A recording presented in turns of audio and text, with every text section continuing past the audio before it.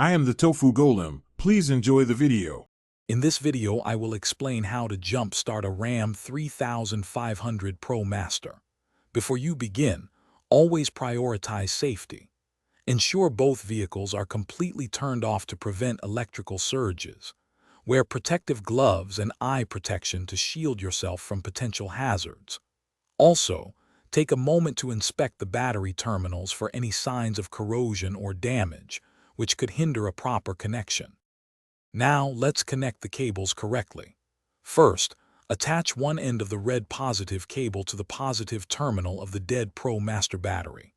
Then, connect the other red positive end to the working vehicle's positive terminal. Next, connect one end of the black negative cable to the working battery's negative terminal. Finally, attach the other black negative end to a clean, unpainted metal surface on the dead Promaster's engine block, away from the battery. With the cables connected, it's time to start the vehicle. Begin by starting the engine of the working vehicle and let it run for about 5 minutes. This allows the dead battery to receive some charge. After this waiting period, attempt to start your Ram Promaster.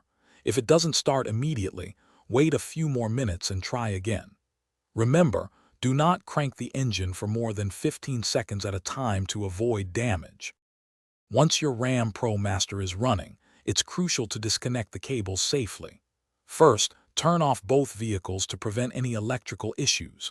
Begin by removing the black negative cable from the dead vehicle's engine block. Next, disconnect the black negative cable from the working vehicle's battery. Then, remove the red positive cable from the working battery, and finally, from the dead Promaster battery. This order minimizes spark risk. Thanks for watching. Consider subscribing if we helped you today.